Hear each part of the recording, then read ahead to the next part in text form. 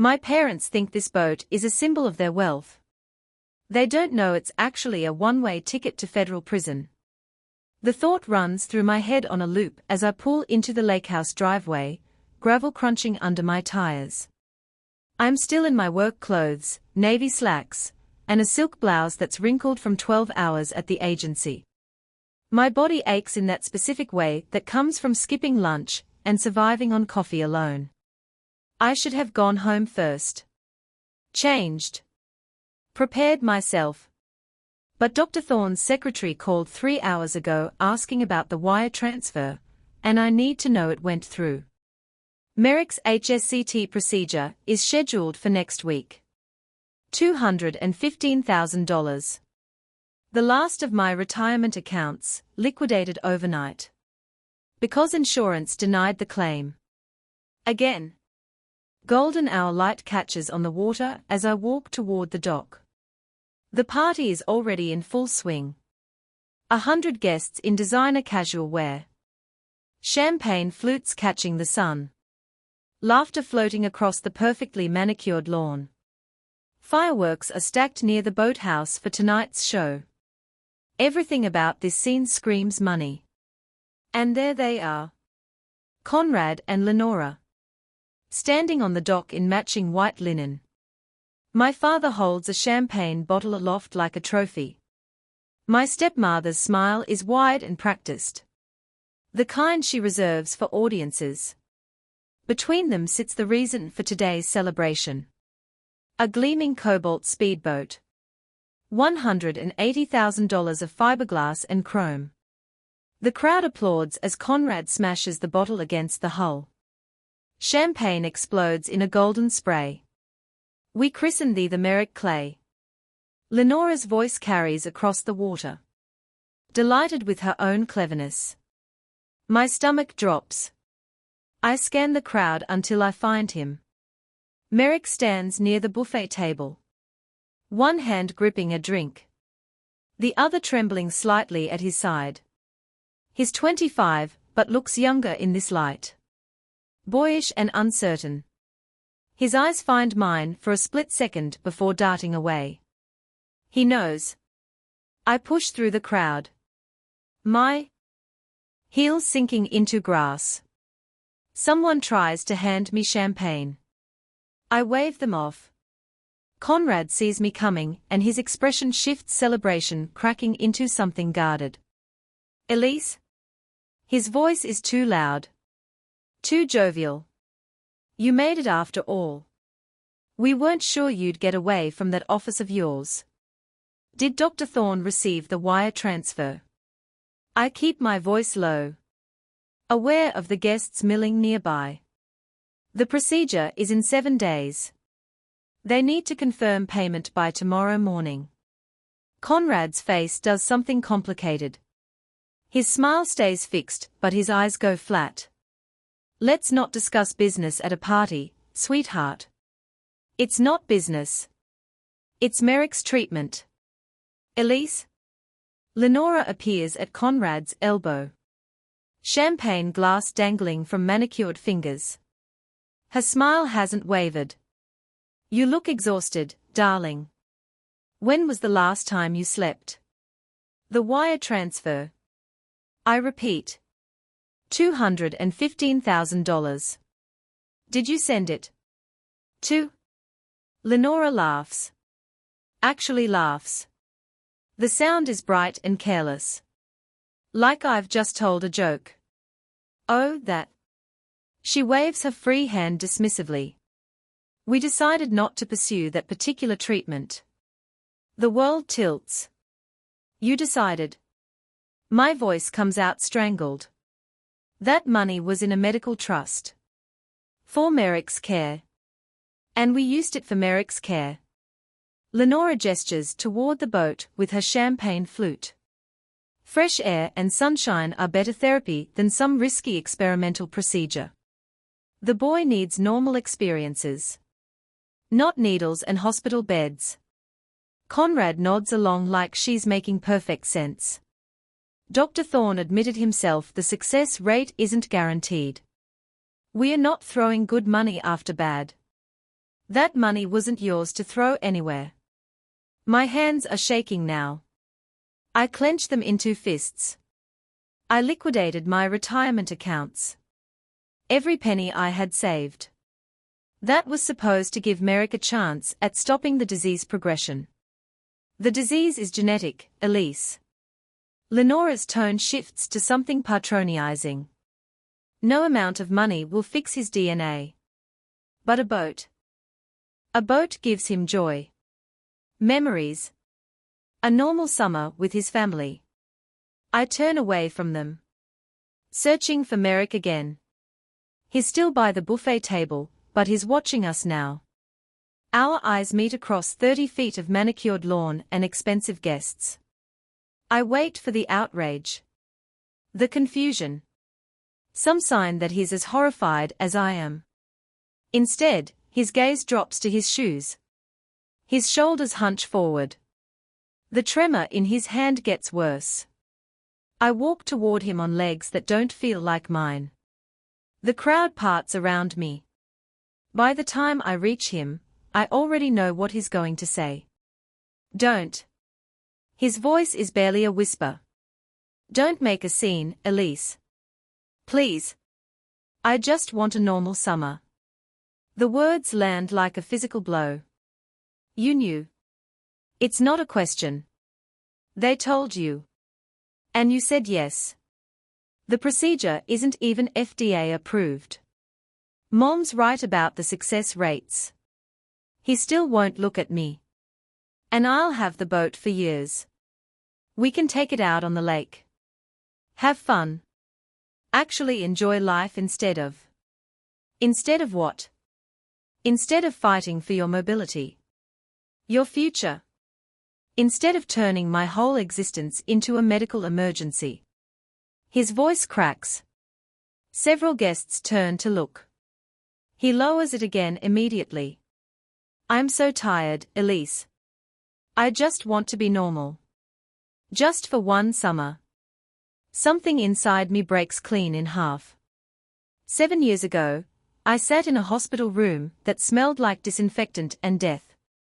Machines beeped steadily in the background. My mother's hand was cold in mine. Her breathing labored. She made me promise. Take care of the boys. Make sure they are okay. 9 months ago, Merrick called me crying. The diagnosis was progressive and aggressive.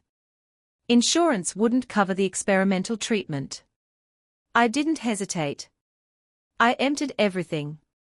Deleted my future in a single wire transfer, because that's what you do for family. And he chose a boat. My hands find the champagne tray before I consciously decide to move. Crystal flutes catch the late afternoon sun, throwing rainbow prisms across the deck. I watch my own hands sweep across the tray in one violent arc. Glass explodes. Champagne sprays. The shattering sound cuts through every conversation, every laugh, every performance of wealth and happiness. Silence crashes down like a guillotine blade. 100 pairs of eyes turn toward me. Lenora's mouth forms a perfect O of shock. Conrad's face floods red. Merrick just stands there, trembling, looking anywhere but at me. I walk through the frozen crowd. Past the judging stairs. Across grass that cost more to maintain than most people's mortgages. Conrad's voice follows me. Elise? You're being dramatic. Come back here. I keep walking. Lenora's stage whisper carries perfectly in the silence. The stress has finally broken her. I knew this would happen. I reach my car, hands shaking so badly I can barely grip my keys. The engine turns over.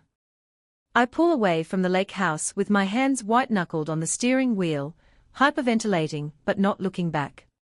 In the rearview mirror, I watch Conrad and Lenora fold into each other. Comforting embraces.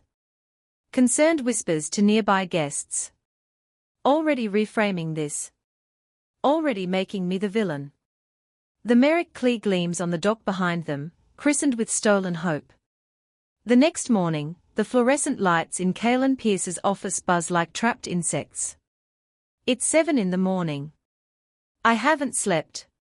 My coffee sits untouched on the glass conference table between us, growing cold while Kaylin's pen moves across legal pads with surgical precision. Say that last part again. Her voice is flat. Clinical. About the mortgage. The lakehouse is in my name. I co-signed when Conrad's credit tanked 3 years ago. He promised to refinance within 6 months. I dig through my purse for the folder I grabbed before leaving my apartment at 5:30. He never did. Kaylin takes the documents without looking at me. Her reputation preceded our introduction. Forensic accountant turned attorney. She's destroyed more fraudulent estates than the IRS. People call her ruthless. I'm counting on it. Supplemental credit cards. She's already writing. 2. Both on my primary account. Conrad uses them for the country club. Lenora for boutique shopping in Greenwich. Car leases. Merrick's SUV. Luxury package. I'm the primary on that too. The words taste like ash. He needed reliable transportation after the diagnosis. I thought I was helping. Kaylin's pen stops moving. She looks up for the first time since I sat down. You understand what I'm proposing here. This isn't cutting them off. This is scorched earth. Good? She almost smiles. Almost. By 8:30, every supplemental card is cancelled. By 9, I've authorized stopping mortgage payments on the lakehouse effective immediately. By 9:15, the luxury SUV lease termination is filed. Kaylin documents each action in triplicate, her handwriting precise as a scalpel. They'll retaliate, she says. People like this always do. Let them try. I leave her office feeling lighter than I have in years. The morning air tastes different. Cleaner. The feeling lasts exactly 4 hours. The delivery arrives at my advertising agency just after lunch. I'm in the middle of reviewing mock-ups for a pharmaceutical campaign when my assistant pokes her head in. There's a situation in reception. 3 dozen white roses crowd the front desk like a funeral arrangement. Enormous. Obscene. The kind of display meant to be seen by everyone on the floor. Crystal vase catching light from the floor-to-ceiling windows. My co-workers have already started gathering.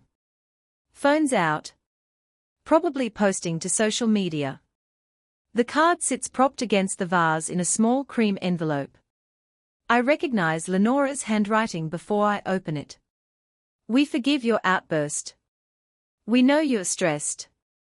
Love always, Mom and Dad. My hands don't shake this time.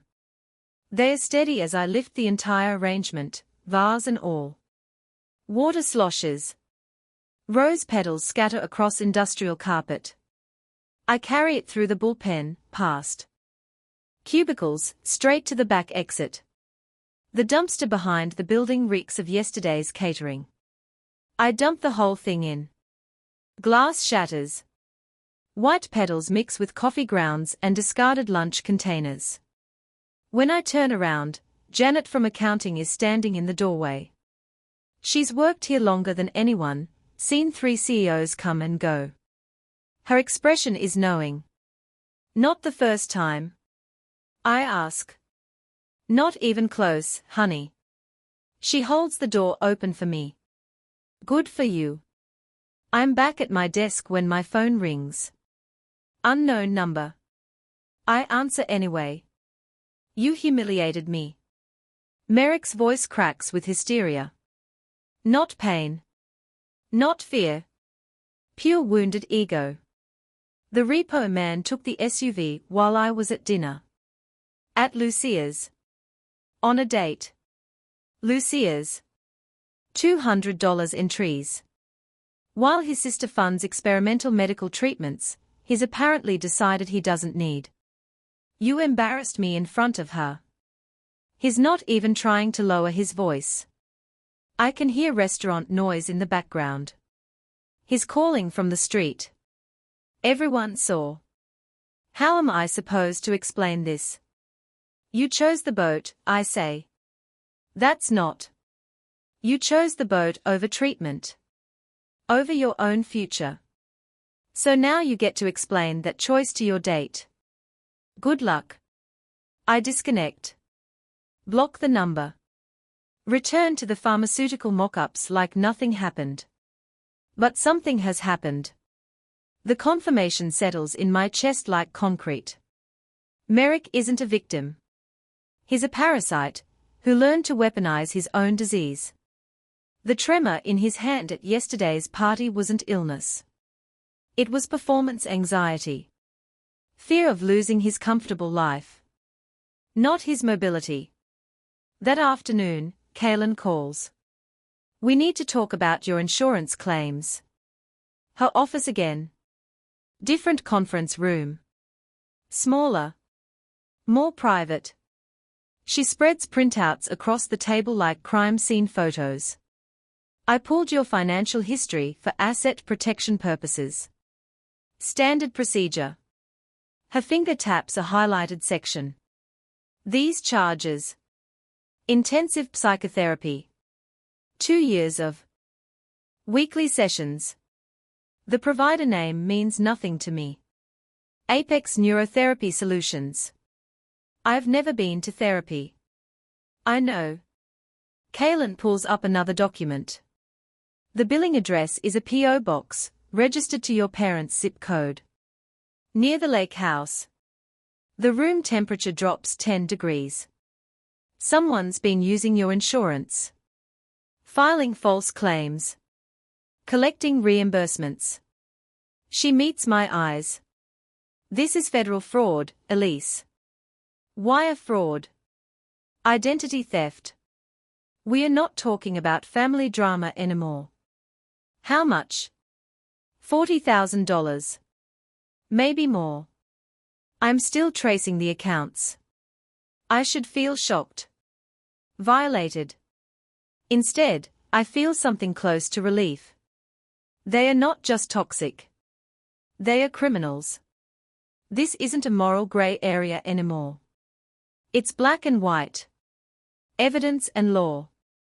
What do we do? Kaylin leans back in her chair. Her expression shifts into something predatory. We don't confront them.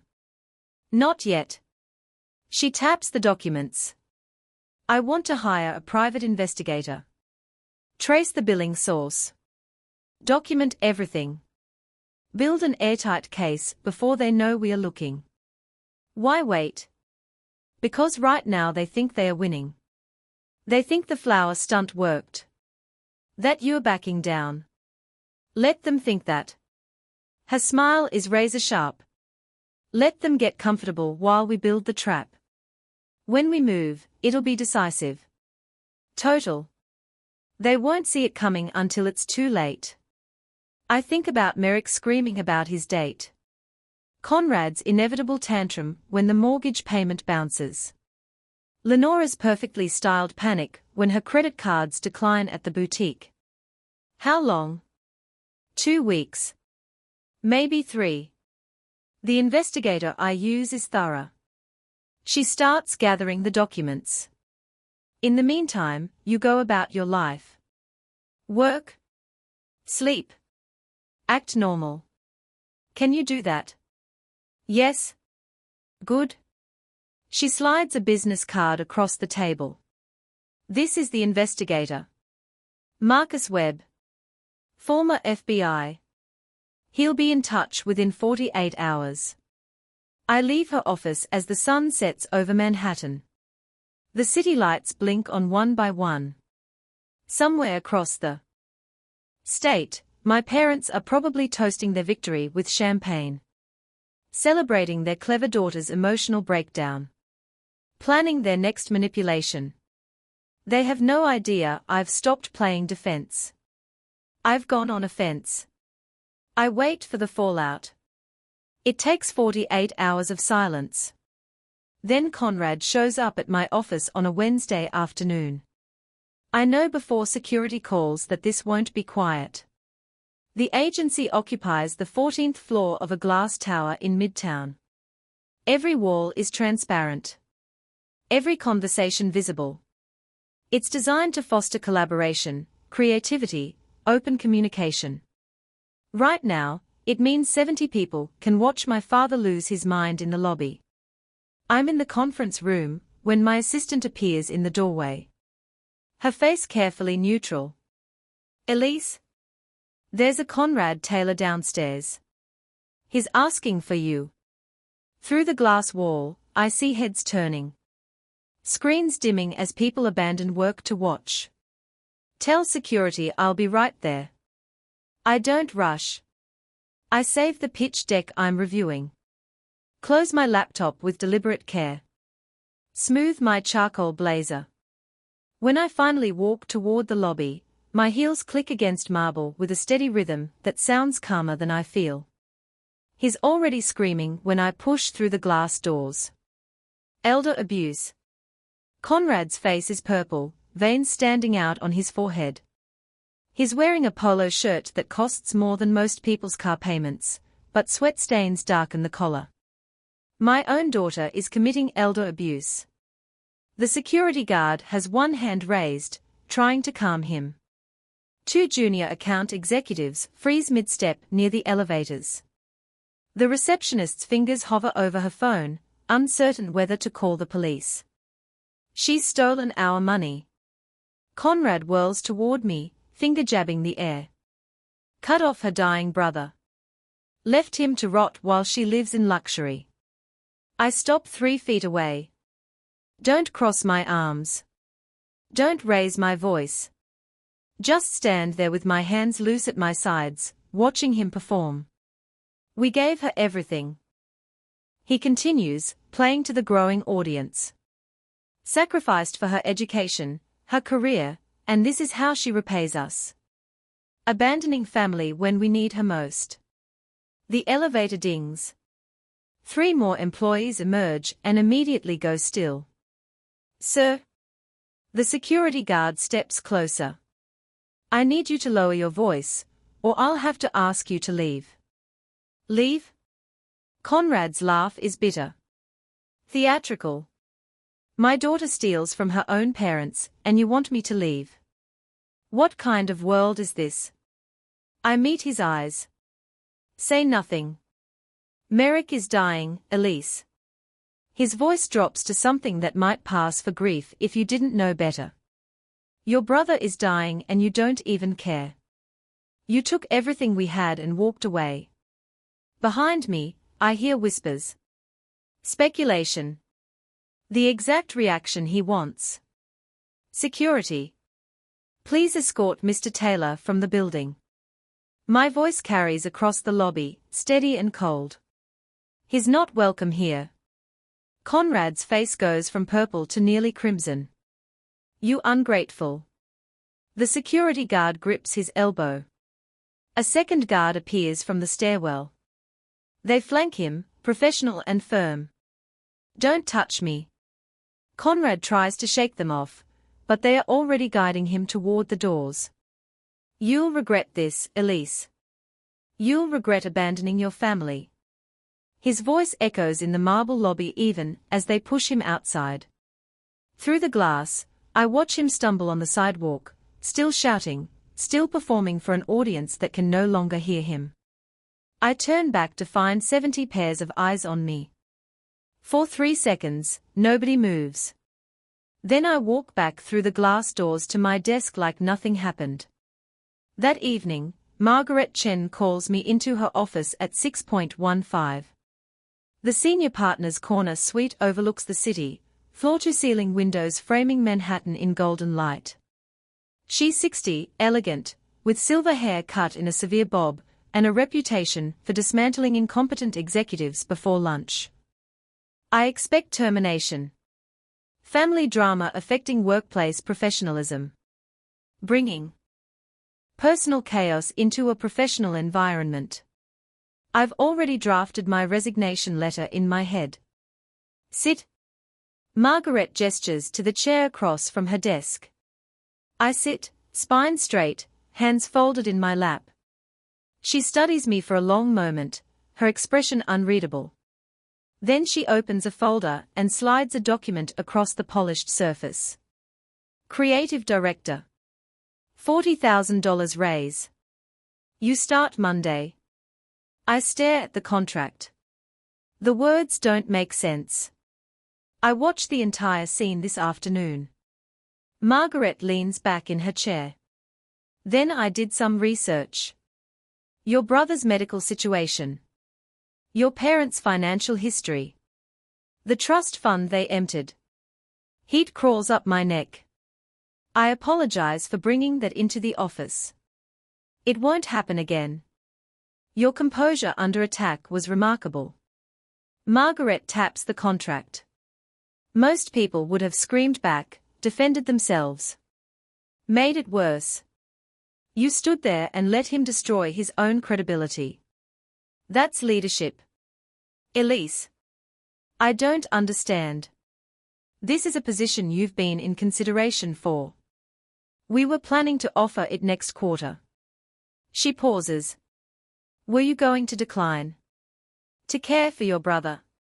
The question hits like a physical blow because yes, I'd been considering exactly that. Stepping back from my career to manage Merrick's care. Sacrificing my own trajectory for his needs. I was evaluating my options. I say carefully. Good. Because we need you here. Not playing nursemaid to a family that's clearly willing to destroy you. Margaret stands, signaling the meeting is over. Sign the contract. Take tomorrow off. Come back Monday ready to lead. I walk out of her office in a daze, the unsigned contract clutched in my hands. Dr. Aries Thorne meets me at Gramercy Tavern at 8. He's already claimed a corner table. Wine glasses catching candlelight. Not romantic, despite what people assume when they see us together. Just the closest thing I have to family that isn't actively trying to ruin me. You look different. He stands. When I approach, studying my face. Good different. I got promoted. To creative director. He grins. Elise, that's incredible. I slide into my seat and the words just come. I'm done being the fixer. I'm done sacrificing myself for people who'd sell me for boat accessories. Aries raises his wine glass. To your freedom. We toast with a Bordeaux that costs more than Conrad's polo shirt. The wine tastes like victory, rich and complex. I laugh for the first time in months, the sound surprising even to me. You look lighter, Aries observes. Like someone cut strings you didn't know were holding you down. Around us, the restaurant hums with quiet conversation. Normal people having normal dinners. No screaming. No manipulation. Just genuine connection over good food and better wine. My phone buzzes throughout dinner. Texts from co-workers offering support. An email from building security confirming Conrad is banned from the premises. A voicemail from my neighbor saying suspicious cars have been circling the lake house. Another email from the bank. Fraud investigation officially opened. Kaylin sends a message at 9:30. PI found something big. Shell company registered to Lenora's maiden name. Call me tomorrow. The web of allies forms naturally around the truth. People who see through the performance. Who recognize abuse when they witness it. By the time Aries walks me to my apartment building, I feel untouchable. The financial cutoff worked. The boundaries held. Conrad's public meltdown only made him look unstable. Desperate. Exactly what he is. I'm in bed by 10. Promotion paperwork spread across my comforter. Planning my first moves as creative director. Mentally reorganizing the department. Thinking about the future for the first time in years without family obligation weighing every decision. Sleep comes easy. Deep and dreamless. The first full night's rest I've had in weeks. At 2 a.m., my apartment door explodes inward. Flashlights blind me. Shouted commands overlap into incomprehensible noise. Rough hands drag me from bed. Throw me face down on hardwood floor. My cheek presses against cold wood. Metal cuffs bite into my wrists. What's happening? My voice comes out strangled. What did I do? A SWAT officer crouches beside me. Shows me his phone screen. Text message from my number to Merrick. Timestamp 1:47 am. I bought a gun. I'm ending it all tonight. I didn't send that. My heart hammers against my ribs. That's not from me. Someone spoofed my number. Red flag laws, the officer says, checking my restraints. We received a 911 call from a family member, stating you had a loaded weapon, and were threatening immediate violence. Combined with this text message, we had to act. Mandatory psychiatric evaluation. They haul me to my feet. My neighbors peer from cracked doors as they drag me down the hallway in pajamas. Mrs. Rodriguez covers her mouth. The college kid, 2 doors down, films on his phone. Outside, blue and red lights paint the street. 3 police cars. An ambulance. Like I'm a terrorist instead of someone who just got promoted. They shove me into the back of a squad car, and I realize with perfect, horrible clarity, my parents just weaponized the law itself. The psychiatric ward smells like industrial bleach and desperation. Fluorescent lights buzz overhead, harsh and unrelenting, the kind of brightness designed to strip away any pretense of privacy or peace. I've been here 68 hours. 4 more to go. They took everything at intake. Phone, wallet, belt, shoelaces. The standard protocol for someone flagged as a suicide risk. The nurse who processed me had kind eyes, but tired hands. She'd done this 1,000 times before. You'll get through this, she'd whispered while cataloguing my belongings. Just stay calm. Calm. Right? Someone is screaming 3 doors down. A man's voice, raw and broken, begging for his mother.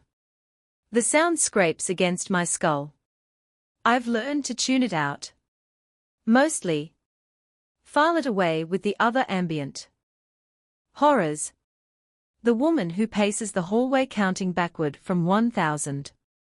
The teenager, who hasn't stopped crying since I arrived. I sit on the edge of my bed, hands folded in my lap. Perfect posture. Corporate armor even in hospital scrubs. The psychiatrist arrives for my 3rd evaluation right on schedule. Dr. Reeves. Mid-50s, wire-rimmed glasses, the kind of measured neutrality that comes from years of professional detachment.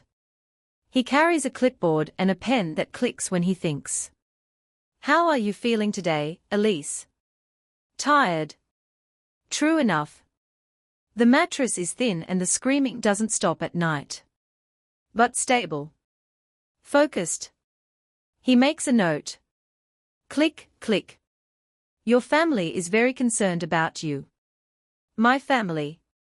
The ones who weaponized a spoofed text message and red flag laws to have me dragged out of my apartment at 2 in the morning. Very concerned indeed. I appreciate their concern. My voice is flat, professional. The tone I use in client meetings when someone pitches a terrible idea. But I never sent that message. I don't own a gun. I've never expressed suicidal ideation to anyone. Sometimes people in crisis don't remember what they've said or done. I'm not in crisis. I made a financial decision to protect my assets. My parents disagreed with that decision. Click, click, click. Your father mentioned an incident at a family gathering. You destroyed property. Became violent. I knocked over a tray of champagne glasses. I meet his eyes. Holding steady. After learning my parents had stolen $215,000 from my brother's medical fund, I removed myself from the situation before saying anything I'd regret. Dr. Reeves watches me for a long moment. I know what he's looking for. Agitation. Mania. Some crack in the facade that confirms their narrative. I give him nothing but icy precision. You seem very controlled, he says finally. I am controlled. It's how I function. That level of control can be exhausting. Less exhausting than the alternative. He makes another note. I can't read his handwriting from this angle, but I don't need to. I've documented every interaction, every question, every violation of my rights since I arrived. The nurse who believed me slipped me paper and a pen after the first day. When Dr. Reeves leaves, I add this session to my list. Time. Duration. Questions asked. My responses. Evidence for later. The 72nd hour arrives like a prison sentence commuted. They return my belongings in a sealed plastic bag. My phone is dead. My wallet still has all my cards. The nurse who believed me squeezes my shoulder as I sign the discharge papers. Good luck out there. I'm going to need it. The automatic doors slide open. Late afternoon sun hits my face, blinding after 3 days of fluorescent hell. I squint. Adjusting. And that's when I see him. A man in a cheap suit, holding a manila envelope. He straightens when he spots me. Elise Taylor. My stomach drops, but I keep my expression neutral. Yes. You've been served. He hands me the envelope and walks away before I can respond. I don't open it until I'm in the parking lot, leaning against someone's car, because my legs suddenly don't feel trustworthy. The papers inside are crisp, official, stamped with the Superior Court seal, petition for conservatorship of the estate, petitioners. Conrad Taylor and Lenora Merrick Taylor. I scan the document, my advertising brain automatically cataloguing the key points. Police raid. Erratic spending patterns. Suicidal ideation. Inability to manage financial affairs. They are seeking legal control of my assets. All $2.3 million, court date set for 3 weeks from today. My phone buzzes back to life as I plug it into my car charger. 17 missed calls. 23 texts. Most from Kaylin Pierce. I call her before I even start the engine. Where are you? Her voice is sharp, urgent. Just got served. Parking lot outside the psychiatric hospital. Don't go home. Come to my office. Now? Later at her office, Kaylin meets me in the lobby herself instead of sending an assistant. Her expression is grim. The PI finished his report. She hands me a thumb drive as we walk to her conference room. It's worse than we thought. Worse? I plug the drive into her laptop and watch as files populate the screen. Bank statements. IP logs. Corporate registration documents. Insurance claim forms. Federal identity theft. Kaylin says. Spanning 2 years. Your stepmother hacked your insurance portal using your stolen social security number. Changed the mailing address to a P.O. box registered to their lakehouse zip code. I scroll through the evidence. My hands steady even as my pulse hammers. Fake therapy sessions. A shell company called Apex Neurotherapy Solutions. $40,000 in fraudulent insurance payments already collected. We have everything. Kaylin's voice is cold. Satisfied. IP logs placing her at the lakehouse during the logins. Billing records. The shell company registration is in her maiden name. I stare at the screen. At the proof of their betrayal laid out in spreadsheets and timestamps. We release this now. I say.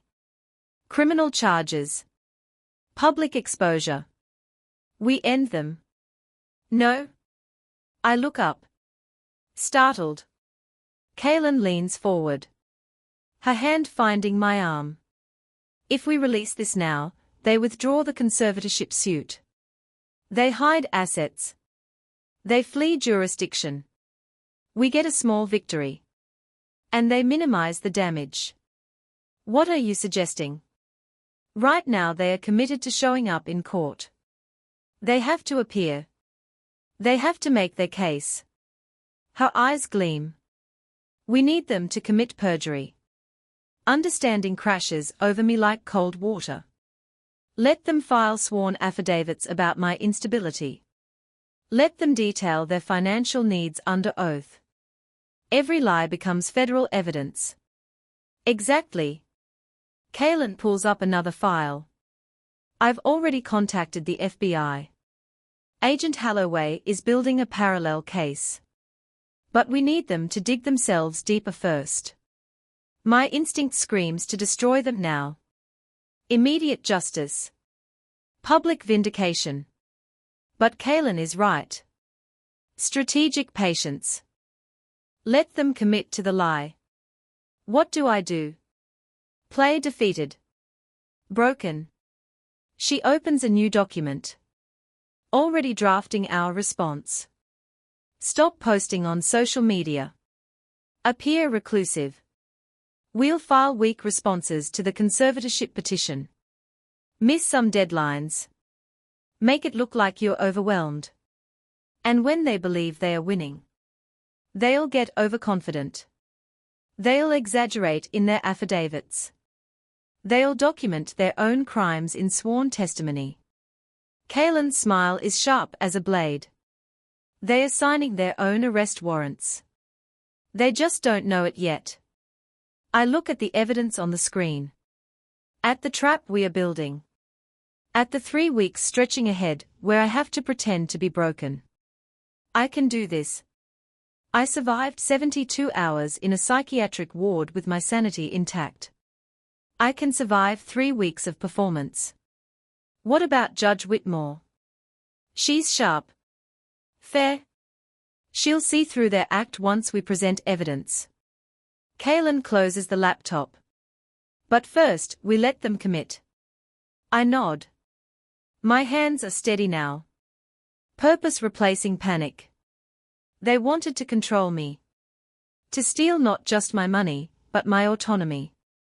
My future. My freedom. Instead, they've walked straight into a trap of their own making. 3 weeks. I can wait 3 weeks. Then we burn their whole world down. 3 weeks later, the Superior Court smells like old wood and stale ambition. I slouch in my chair at the defendant's table. Wearing a plain, oversized grey sweater that swallows my frame.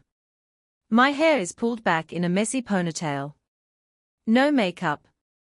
I look small. Vulnerable. Exactly like someone who can't handle her own life. Across the aisle, Conrad and Lenora sit like they are attending a gala. My father wears a charcoal suit that probably cost $3,000. Lenora's in cream silk with pearls.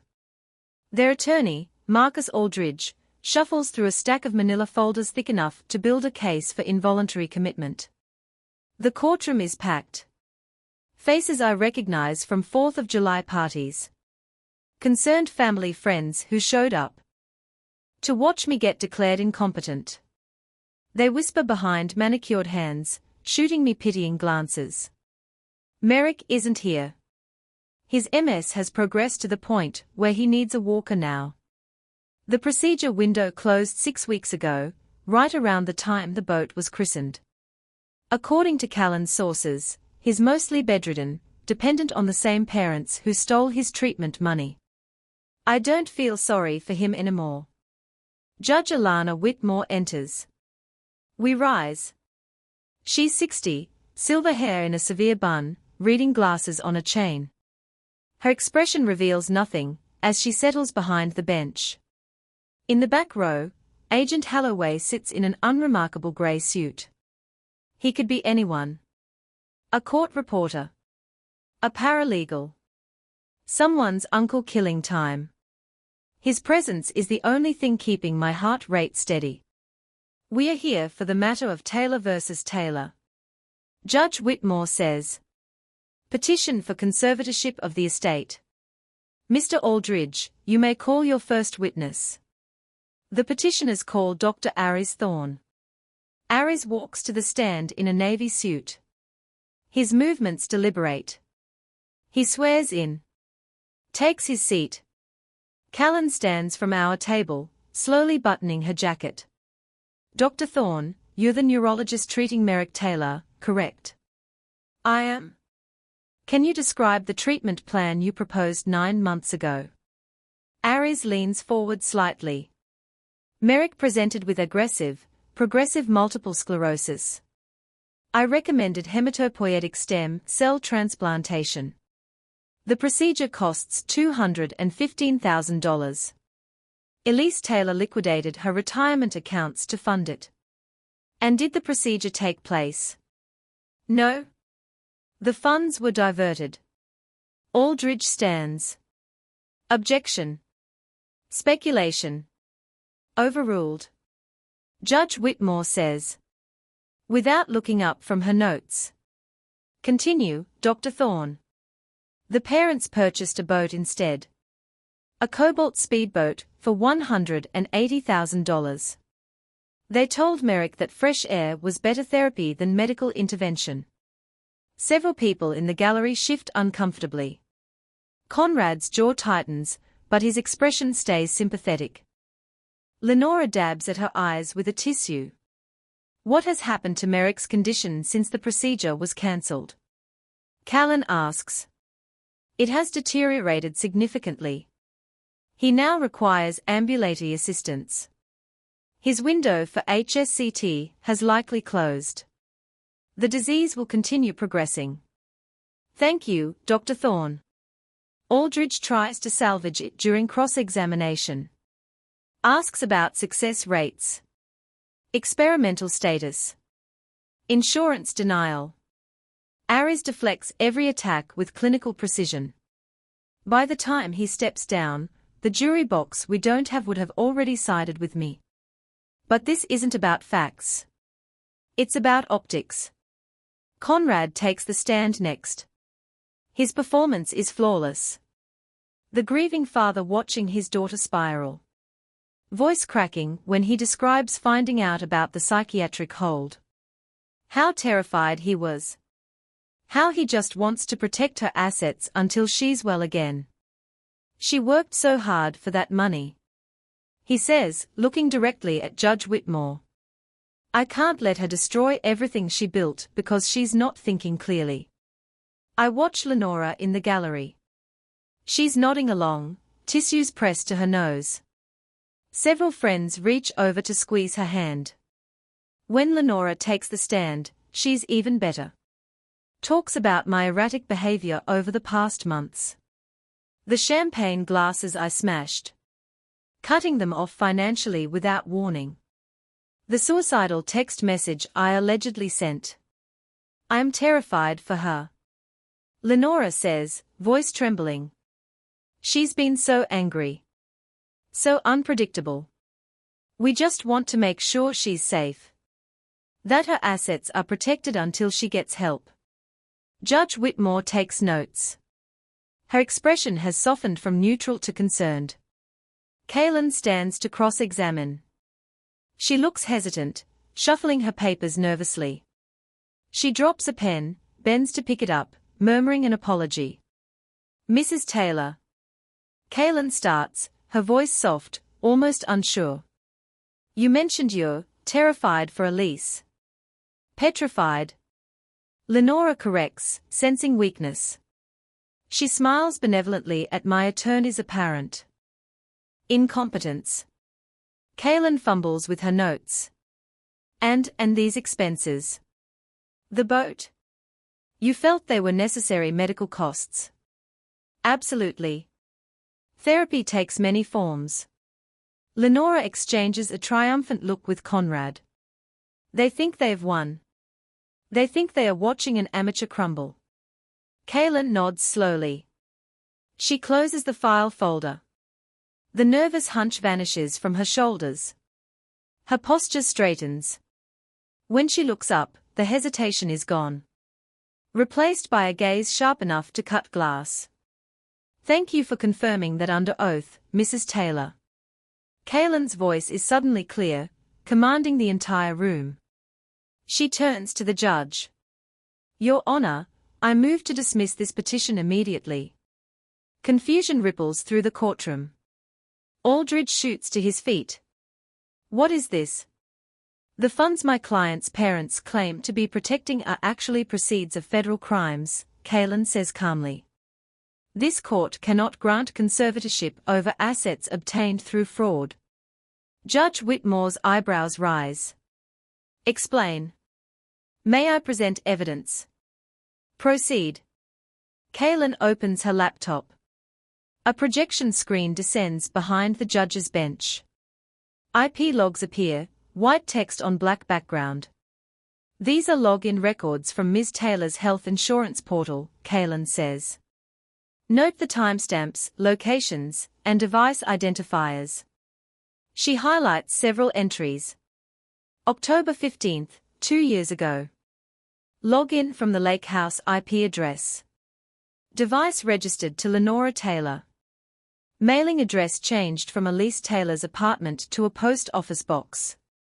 Lenora's face drains of color. The next slide shows a photograph of a storefront that doesn't exist, just AP.O, box number on a form. Apex Neurotherapy Solutions. A shell company registered under Lenora Taylor's maiden name, Morrison. This entity submitted $40,000 in fraudulent insurance claims over 24 months for therapy sessions Elise Taylor never attended. Conrad grips the armrest of his chair. His knuckles go white. Bank statements. Kaylin continues. The screen fills with highlighted deposits. Insurance reimbursements deposited directly into accounts linked to the Lakehouse. $40,000 in fraudulent payments. Federal wire fraud. Identity theft. Insurance fraud. Aldridge is standing now, objecting, but Judge Whitmore silences him with a raised hand. The real threat to assets isn't from Ms. Taylor, Kaylin says. It's from her parents. She turns toward the back of the courtroom. Agent Holloway. The man in the gray suit stands, badge glinting as he holds it up. 3 more agents enter through the rear doors, moving down the aisles. Conrad and Lenora realize too late. Their entire conservatorship petition was bait. Every sworn statement they filed. Every lie they told under oath. It's all evidence now. Petition denied with prejudice, Judge Whitmore says. Her voice has gone cold. Agent Holloway. Approach the bench. Holloway presents a document. The judge reviews it, nods. Conrad Taylor. Lenora Taylor. You're under arrest for federal wire fraud, identity theft, and insurance fraud. The courtroom erupts. Agents move toward the plaintiff's table. Conrad tries to stand, but an agent's hand on his shoulder stops him. Handcuffs click around his wrists. Around Lenora's. You can't do this, Lenora hisses. We are the victims here. You have the right to remain silent, Agent Holloway begins.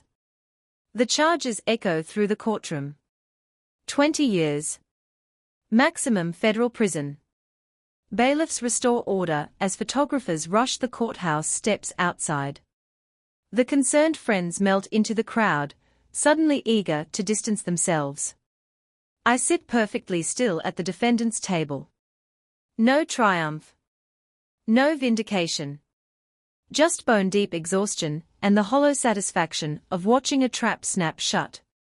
Dr. Thorne waits for me in the hallway. Doesn't say anything. Just stands there, quiet support in a building full of chaos. Kaylin briefs me on the steps. Assets frozen. Lakehouse seizure pending. Criminal restitution will fund whatever medical care Merrick needs. Now, though it may be too late. My conservatorship threat is over. Permanently. I watch my parents being led past television cameras and handcuffs, and I feel nothing at all. The courthouse steps are emptying when I see him. Late afternoon sun throws long shadows across the parking lot, and Merrick is alone by a taxi, leaning heavily on his cane. The MS has accelerated. His foot drags slightly as he moves. The tremor in his right hand is worse than it was at the 4th of July party. Stress does that. Speeds up the disease. The procedure window closed months ago. He hobbles toward my car in the parking structure. I watch him through the windshield. Keys already in my hand. His knuckles rap against the driver's side window. Tears streak his face. Elise. His voice is muffled through the glass. I didn't know about the shell companies. I didn't know it was federal fraud. Mom said she just moved the funds around legally. You have to believe me. I don't roll down the window. I'm scared. He continues. They are gone. I have nowhere to go. Please. Same manipulation. Different crisis. At that party, he stood by a buffet table and told me he just wanted a normal summer. He chose the Merrick Cleal over his own future. Chose silence over warning me about what they were planning. Now he wants me to choose him again. My hand moves to the ignition. Not the window control. The engine turns over. Merrick's face crumples. He steps back as I reverse out of the space. Cane supporting his weight. In the rearview mirror, he's just a figure getting smaller. Alone in a parking structure with consequences he helped create. I don't look back. 1 month later, I drive past the lake house on my way to the grocery store. Orange eviction notice screams from the front door. Federal seizure pending criminal restitution. Lenora's gaudy furniture sits piled on the curb in the rain. A cream-colored love seat with gold trim, already stained. The coffee table with ornate legs, warping in the weather. Near the street, boat accessories wait for tomorrow's trash pickup.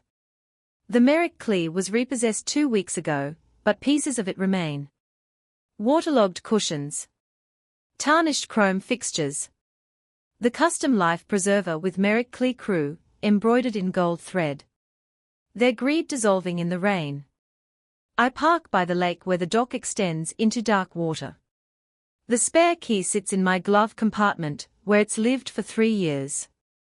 Physical proof of a promise I made in a hospital room that smelled like death. Take care of the boys. I tried. They destroyed me for trying. The key is heavier than it should be as I walk to the water's edge. Dock boards creak under my weight. The lake is calm today. Reflecting grey sky. I throw it. The key spins once, catching light, then disappears into the water with barely a splash. Ripples spread outward in perfect circles, then fade to nothing. Promise released. Obligation dissolved. 3 months after the trial, I stand in my new apartment. Floor-to-ceiling windows overlook the city. Everything is clean lines and empty space. Photos of Dr. Thorne and colleagues from the agency line one shelf. No family portraits. No lake house memories. Dr. Thorne sits at my kitchen island, wine glass in hand, telling a story about a pharmaceutical rep who tried to bribe him with Yankees tickets. His laughter is genuine. Mine is too. My second promotion came through last week. The campaign I pitched launches next month. Industry recognition. Corner office. Actual respect. This morning, a junior colleague knocked on my office door. Family trouble, she said. Parents demanding money. Guilt eating her alive. I shared my story. Not for sympathy. As evidence that survival is possible. Love doesn't require self-destruction, I told her. You can care about someone from a safe distance. She cried, then thanked me. Purpose found in supporting, not fixing. Evening settles over the city. Dr. Thorne leaves at 9, hugging me goodbye at the door. I carry my wine to the balcony. Journal open on my lap. City lights spread below like stars. I write. I spent my life trying to save people who were drowning me. Today, I'm the only one swimming. My phone buzzes. Text from an unknown number. I already know who it is before I open it. Can we meet? I need to talk to you. Please, Elise. I sip my wine. Consider the request for 30 seconds. My response is simple. I wish you well. I'm not available. I block the number. Return to my journal. No guilt rises in my chest. No second guessing. No voice whispering that I'm abandoning family. Complete peace. I close the journal and stand at the railing. The city pulses below, alive with possibility. My life expanding instead of contracting. Genuine contentment settles over me like a blanket.